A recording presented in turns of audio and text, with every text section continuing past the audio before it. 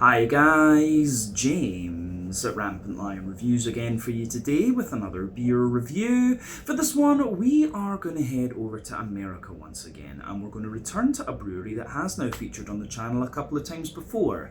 Now, these guys are a relatively new addition to their local beer scene, but they've built up a very good reputation for themselves, and I only tried my first beer from these guys a couple of months back, but this is a brewery I'd seen around a few times and just hadn't got around to actually trying. But since I've tried their beers, I have been really impressed. From what I gather, this brewery is best known for its different kinds of New England hazy, whatever you want to call them, IPAs, and they seem to be coming over here to Hong Kong quite regularly actually, which is really nice to see. But the beer we're going to have a look at today is a style that I have had from this brewery before. It's one that I know they can do very well, and it's also one of their latest releases here in Hong Kong at the time of filming, which is early January 2025. I've heard good things about this one, so needless to say, I'm very curious to see what it's going to have in store for us. Hopefully it's another good beer. Hopefully it makes for an interesting review, and as always, I hope that you guys watching enjoy my take on this one as well. So yeah, for this review then, we are going to head over to the US, like I said. We're going to go to New England in the northeastern part of the country, and to be specific, we're going to go to the state of New Hampshire and a little town in the southeast called Nashua. And that means that we're going to have a look at another beer from the wonderful Spyglass Brewing Company. So this particular beer is called Stratasphere. It comes in at 8.2% ABV, and this is another New England hazy imperial double, whatever you want to call it, IPA. So yeah, the last two beers that I tried from Spyglass, the last one was a double IPA, and I think the first one that I tried, the Turing Machine, that was a triple IPA, but they were both very good, very smooth, kind of oaty leaning New England IPAs. So I'm quite curious to see whether this one kind of leans in a similar direction. But when I got this one, I bought it at one of the wine rack stores, I think the Wan Chai one, over on Hong Kong Island, and they had about 5 different beers from these guys for this particular import, and it was this one and the other one that kind of caught my eye in terms of the hop profile and things that they have. So it's Strata, Racal, Nelson Sauvin and Motueka in this one, so quite a New Zealand offering, this one, I have to say. But yeah, let's crack on with it then and see what this beer is going to have in store for us. Hopefully it's as good as the others we've had before.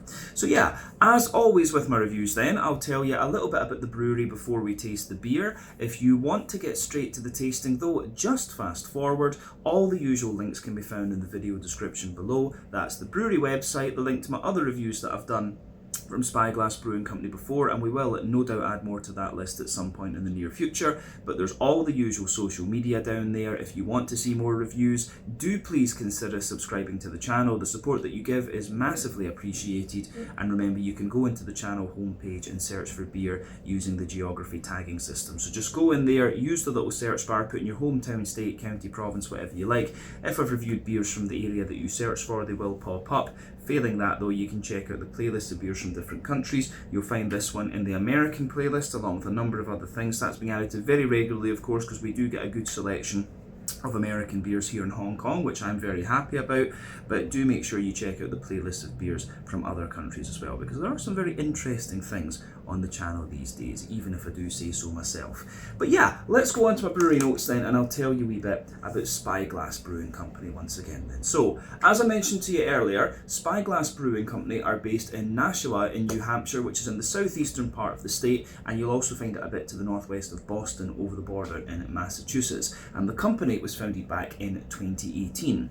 So the 4 men behind this company are John Wagner, Joe Kidder, Jonas Johansson and A.V. Subramaniam, if I'm pronouncing his name right. Fingers crossed I am. But yeah, these guys all had a background in IT, and they were really into the hazy IPA scene, which obviously came out of New England. And apparently they used to travel all around that New England region, if you like, to visit the different breweries. But they became a little bit frustrated that they couldn't find the same beers in their home state of New Hampshire that easily.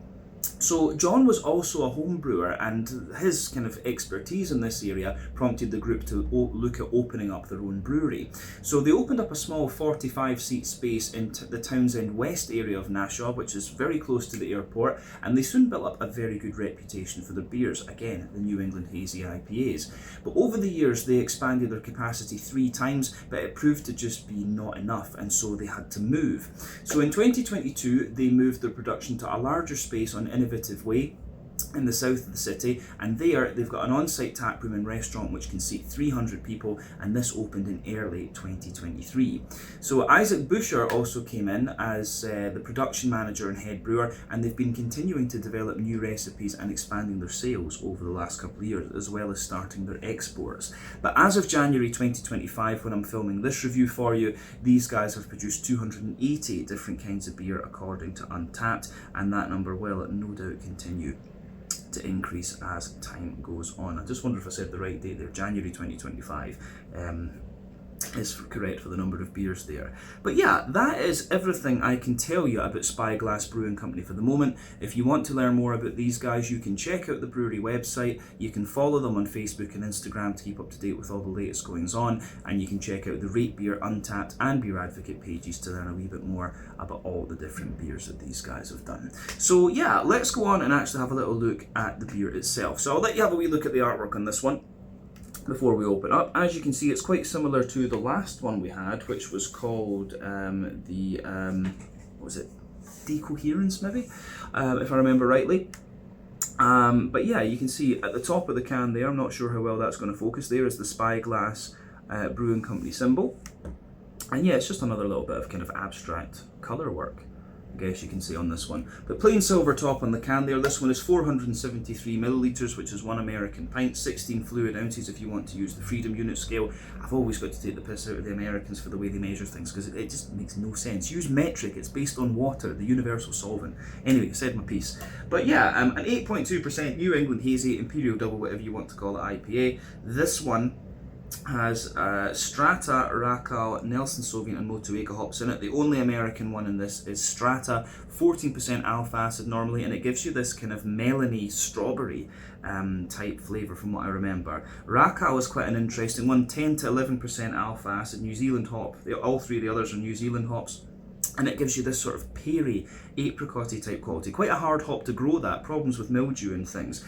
Nelson Sauvin, the classic New Zealand hop, 16% alpha acid, that big white, green, grapey, gooseberry kind of note, and lots of kind of floral, piney resin. And then Motueka, 8% alpha acid, and it gives you this quite distinctive, very juicy lime. So yeah, quite an interesting hop bill in this one. I think this should be a really interesting one to try actually. A more kind of like gooseberry grapey flavour is what I would predict out of this.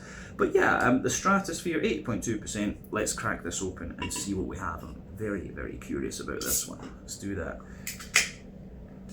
Yeah, if memory serves me correctly, I think I paid like 100 Hong Kong dollars, maybe 110 for this one. At Wine Rack, these beers were very reasonably priced, I have to say. So 110 Hong Kong dollars translates to maybe $14 American,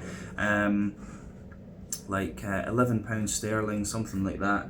Yeah, £11 sterling, about 12 euros maybe. Yeah, what's that going to be? About 120 Swedish kronor. So yeah, beer in Hong Kong is expensive, but this was one of the more reasonably priced ones I came across recently. The other one was the same price.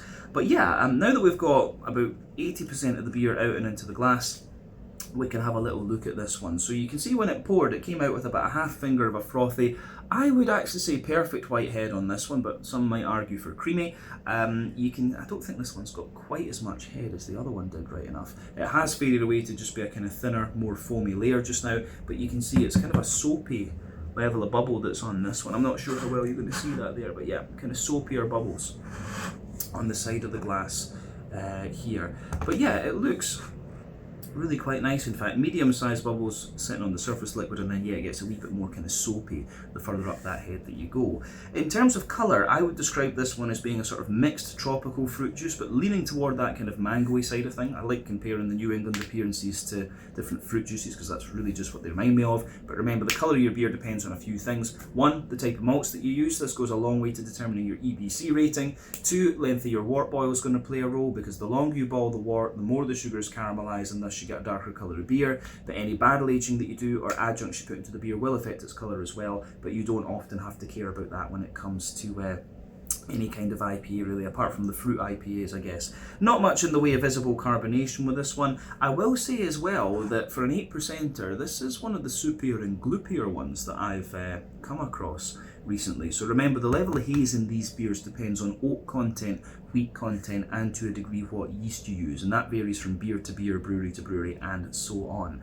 But yeah, I really don't think we need to say very much more about the appearance of this beer. We can go on and have a wee look at the aroma and see what it's going to offer us, and that's what I'm most curious about with this one, is how these New Zealand hops are going to perform, because I love New Zealand hops.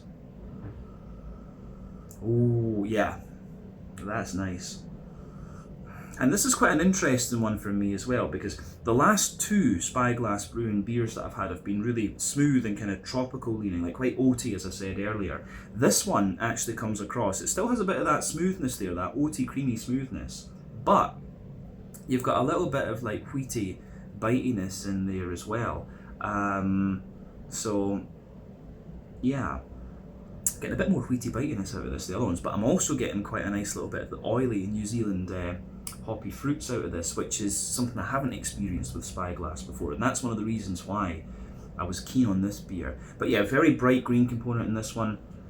It smells lovely, I could sit and smell that all day, but let's try and break this aroma down then and describe it for you a bit more in depth. So yeah, for me, backbone of the beer, you've got a lovely kind of fresh white bready bread crust in there, which I think is really, really nice. So yeah, fresh white bready bread crust in there. You've got a nice little bit of,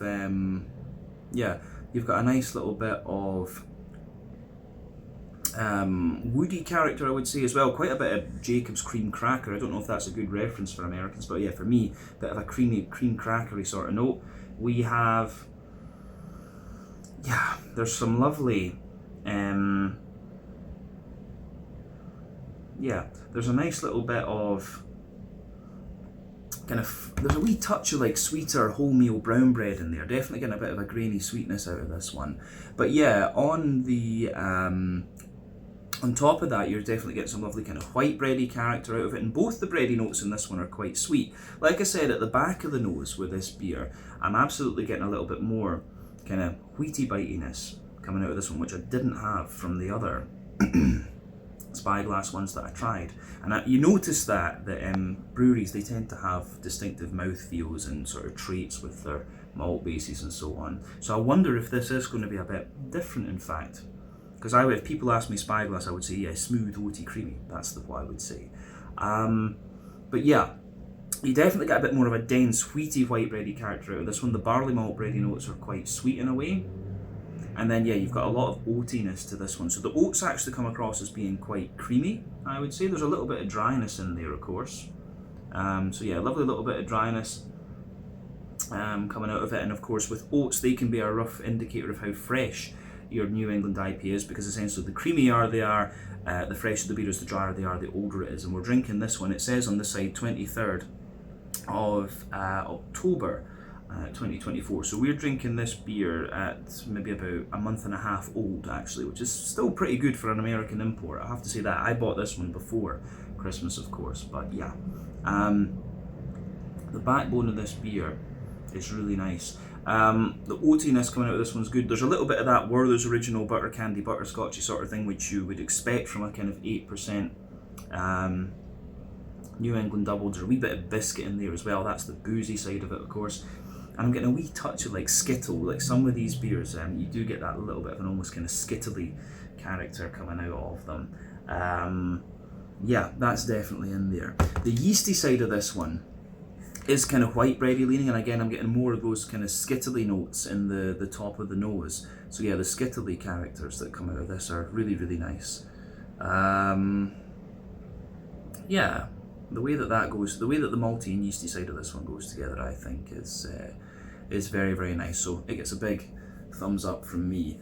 Yeah, all in all, I think the way this one pieces together is quite interesting. I really do like how this one, how the malty and yeasty side of this one goes together, because it is that wee bit different from what we've had before. Let's go on to the hoppy side of things with this beer then. So for me, this beer has a little bit of a more kind of punchy green component compared to the other ones. Now, as far as I can remember, I don't know if you really get cryo and incognito versions of any of these hops other than Nelson Sauvin, as far as I remember. So I think the brighter green component might be down to the use of pellets more than anything else compared to the other two that we had before. But yeah, remember with hopping New England IPAs, you've got three different three different times that you can do this. You've got your early edition hopping, which takes place during the first hour of the wort boil. That gives you mainly bitterness and a deep dank green component. Late edition hopping, which takes place within the last half hour of the wort boil, wee bit of bitterness, mainly flavour and aroma, and it'll give you a very bright green component. Dry hopping, which takes place after the wort boil is complete, that's all flavour and aroma, and yeah, it's going to give you a very kind of bright green component in there as well. So yeah, the way that all of that pieces together in this one, I think, is interesting. So I'm pretty sure just with the slightly bigger pungency that it has, we're probably getting more pellets in this one. But remember, New England IPAs use mostly late addition and dry hopping, which is why they're kind of brighter and softer and more juicy in a sense, whereas West Coast IPAs use all three types of hopping, and you know, it's chemistry, the deeper, danker quality from the hops there is a lot more kind of pungent in those flavours. But yeah, they use all three types of hopping. But yeah, green component in this one for me, little bit earthy, but that's quite minimal. Mainly very bright and very floral and very aromatic, but you've also got some nice kind of zesty grassy notes in there, and the more grassy character, I would guess, is coming from Motueka in this one. It's quite well known for that kind of zesty grass. So I think the deeper, danker notes are most likely Nelson Sauvin, because it's the highest alpha acid out of any of them, 16. So yeah, green component in this one's not really surprising, but the fruity side of this one is really interesting. You do get, like, you can smell the Nelson Sauvin kind of making the backbone of this, but it's also the Strata's giving you this more kind of pungent melon type quality, and I'm also getting I think what's happening in here is that the Racal is the one that's giving you the more tropical side of this one. So I'm getting a little bit of like plum and and pears and apricot-y character out of this one. So yeah, it's apricot-y, peary, a little bit almost, what's the other one? Papayas maybe, a little bit of that going on. So yeah, you can smell that nice tropically note, but there's a lot of, you know, the Nelson Sauvin, the big oily character of the Nelson Sauvin is very, the oily character of the Nelson Sauvin in this one is very, very obvious. And yeah, you've got that big, juicy, kind of limey character coming out of it as well from the Motueka. But the melon, I'm getting the softer strawberry from the Strata in this, like in the top of the nose, the softer strawberries there. But I'm not getting so much of the kind of melon, in honesty.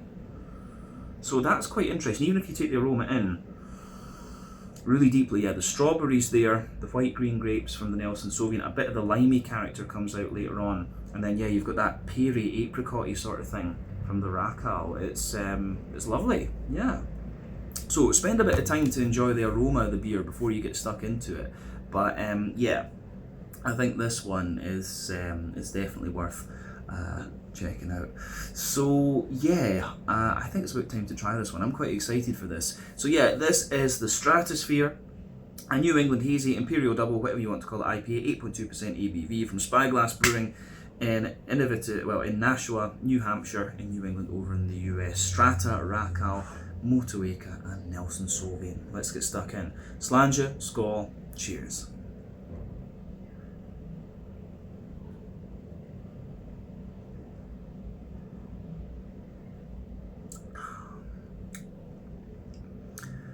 That's really nice.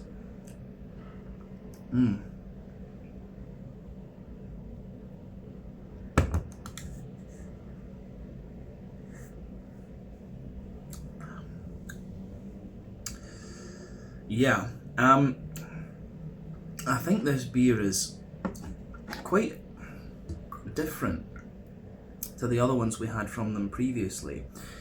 What I was saying about it being a little bit more wheaty, it potentially is, but not in the way I kind of expected from the aroma. I mean, this beer is one of the ones where its flavour and aroma, you know, the flavour that you get is kind of what you think is going to transpire from the aroma. I will say that about it. The only exception to that is the wheaty part of the beer, because I would have expected the wheat to have a wee bit more bitiness than it does.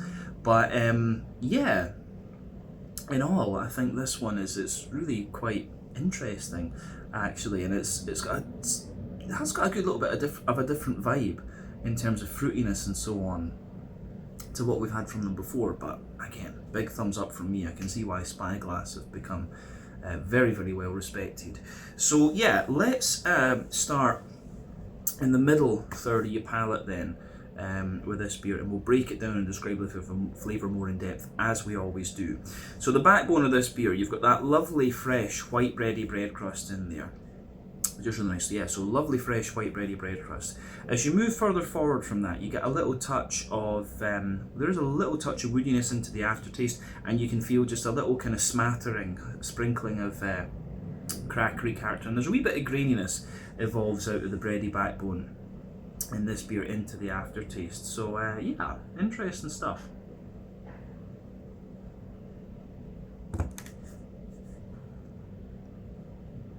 But yeah, on top of that, you start to get the bready side of this beer. So for me, the base has this really nice sweet, the base has this really nice sweet brown bready character to it, which I do really, really enjoy. So yeah, lovely sweet brown bready character in there. And on top of that, you get a fluffier white bready sort of note coming out of the beer as well, and that's the barley malt bread. So both the brown bread and the white bread have a degree of sweetness to them, but I would say the white bread just feels a little touch drier actually. And then on top of that layer, you start to get the wheaty character coming out of the beer, and the wheat is very smooth in this one. As I've said on the channel many a time before, American wheat for me is North American wheat, I think I should say to be more specific, is very, very smooth. I think European wheat is a little bit more bitey. That could well be just because of the kind of treatments and stuff they use to malt it. But anyway, the oats in America are a little bit more porridgey, I would say too, whereas the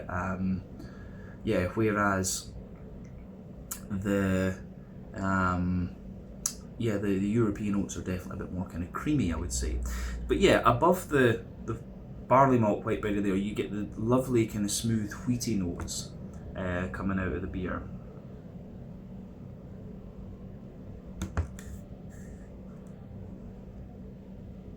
Yeah, the lovely smooth wheaty character comes out of this beer, and that's very, very nice.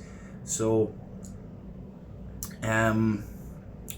it does give you a little bit more, it does give you a wee bit of bite further back on the palate. Remember, sweeter flavours come out further forward, more dry and bitter flavours come out further back, so there's a wee bit of bite to this one further back. But yeah, lovely smoothness to it. On top of that, you've got some really nice creamy oaty character coming out of this one, so you can feel the more kind of creamy oaty side of the beer just coming out there. So yeah, lovely kind of creamy smooth oaty notes in there. And yeah, as you move further out toward the edges of the palate there, you do get a little touch of dryness there, but the oats are very smooth and very creamy overall. This beer does have a slight degree of sweetness to it. You can feel in the middle of your palate there's like a little circle there where you've got some Werther's Original butter candy, butterscotchy notes coming out of it, and I do really like how that goes there. A lovely oily butter candy butterscotch, and around the edges of that you've got a wee bit more of a McVitie's digestive biscuity sort of thing coming out of it. So yeah.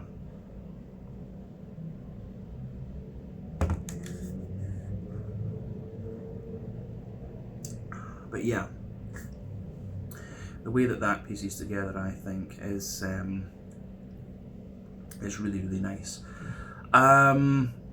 Yeah, I don't know if we really need to say anything else about the middle third of your palate on this one, but I'm finding it does get a bit sweeter the more that you drink of it. But yeah, it's definitely got that kind of smooth, creamy, oaty sort of vibe that we've seen from Spyglass before. So yeah, this is definitely a more oaty leaning New England IPA for me. And as I've said in many reviews before, for me there are 6 elements to think about when it comes to the malty and yeasty side of New England IPAs. That's the kind of rye leaning grainy side of things and the sort of farmhousey yeasty notes. Those are a bit more common in New England brewed New England IPAs. If you think like Alchemist and Lawson's Finest Liquids, those are a bit more like that, but the style, obviously, the newer ones have evolved to be more kind of wheaty, bitey, oaty, creamy, barley malt, bready, and also kind of sweeter. Those are the four main elements in most modern New England hazy IPAs, I would say.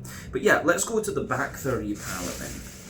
So for me, got some plastic bags down here, but yeah, for me, pardon me, the backbone, the border region, sorry, between middle and back 30 palette, you get that nice little bit of bready build up, and there you've got the brown bread in the base, the barley malt white bread on top, then the more dense, pardon me, wheaty kind of bready character as well, and then yeah, the base of that back 30 palette is giving you the nice kind of bread crust. You notice it's a little bit drier. Of course, you've got the cracker on top of that, the brown bready layer, which is a little bit lighter, taller and more airy, the white bready layer above that, which again is a little bit lighter, taller and more airy. Then you've got the more dense wheaty white bready character in there, and that of course does have a little bit of bite to it, and you can feel a little bit of the drier side of the oats just kind of creeping over the top of that. Then you've got all the kind of yeasty side of things sitting on top of that. So yeah, it's interesting stuff. So the yeasty side of this beer, for me, at its core, you've got this nice kind of brown bready sort of note to it, and it's quite a sweet brown bread at its core as well, actually. And as you move further out from that, it becomes more kind of white bready and even sweeter, actually. And then yeah, the extremity of the yeast there, I think, is like a sort of soft white bready bread crust. But yeah, definitely the back 30 palate, you can feel the flavour is taller. Then as you move further forward into the middle 30 tongue, it just kind of condenses down and squashes together that little bit more. So yeah, I like that about this one, that's for sure.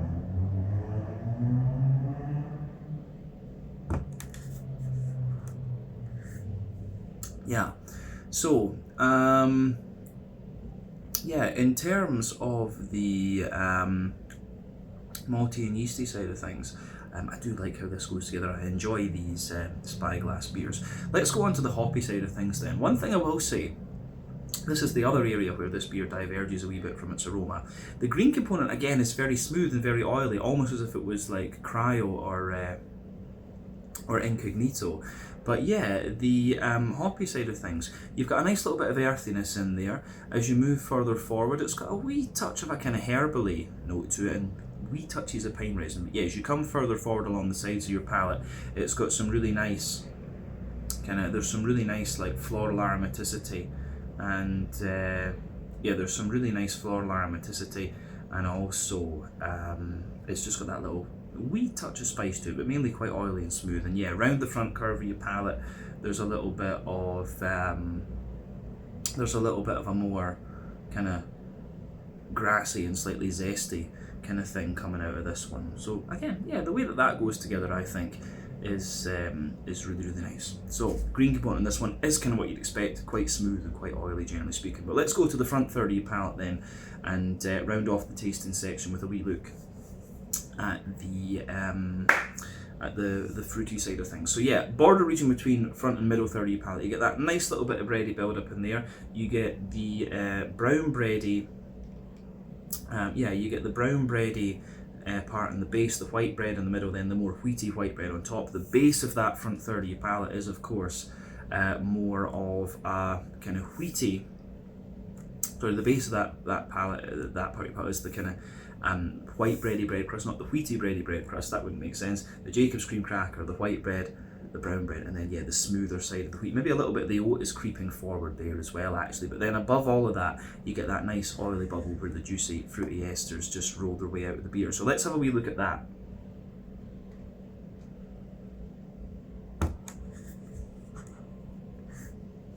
So yeah, for me, fruity side of this one's actually surprisingly more tropical than I thought it was going to be. So yeah, at the back of that front third of your palate, it's going to be the Racal. I need to make sure that pronunciation's right. Racal that's coming out for sure. So yeah, you've got a wee bit. There's a wee touch of like peachy character there. As you come further forward, it's a wee bit mangoey, but then yeah, you get all the apricotty and peary sort of notes in the middle of your palate that you would expect of the Racal.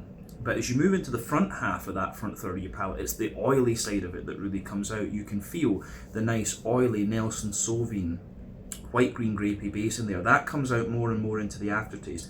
As you reach the kind of front tip of your tongue, you absolutely have a little bit more of a kind of limey character there, quite a zesty lime almost, and that's your Motueka. And I can feel the kind of juicy strawberry, and maybe there's a little bit of the melon pungency as well. The Strata, I think, sits on top of the Nelson Sauvin in this one, actually.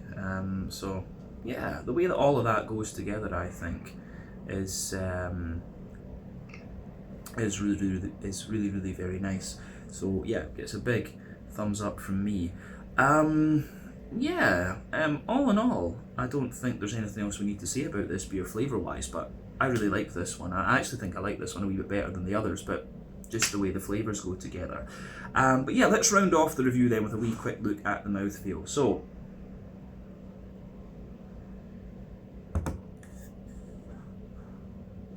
this beer for me, I would say top end of mid-bodied. The carbonation's very smooth. It has that lovely kind of creamy smooth mouthfeel. These are some of the creamiest New Englands I've come across in a wee while, actually. So yeah, it's got that lovely kind of creamy smooth mouthfeel to it. Your IBU in this one, I think, is a fairly standard 30. It could be 40 since it's a double, but I think, yeah, fairly standard 30 IBUs with this one. And then, yes, your malt base has a wee bit of dryness underneath, kind of smoothness in the middle, and that big creamy note on top, and a little touch of sweetness into the aftertaste. And yeah, you've got a lovely kind of juicy, slightly more zesty and oily fruity character coming out of this one compared to the softer tropical ones that we had from Decoherence and Turing Machine. But yeah, all in all, another lovely beer from Spyglass Brewing Company. And yeah, I've been very impressed with what I've had from these guys thus far. So absolutely check them out if you haven't done so already. But yeah, let's leave it at that for this one. Once again, thank you for watching my beer reviews. Until the next time, please like, subscribe, share, all the usual YouTube stuff. Let me know your own thoughts on this beer in the comments section below. Let me know what your favourite beers are from Spyglass Brewing Company as well. And hopefully we can return to these guys again at some point soon. And hopefully I can actually go over and to the States and visit this brewery and film an out and about video there. That would be awesome, actually. So something for the future. But yeah, until the next time, check out my social media, check out their social media, let me know your own thoughts on this beer in the comments section below, as I said, and I will catch you guys in another review very soon. Ciao just now.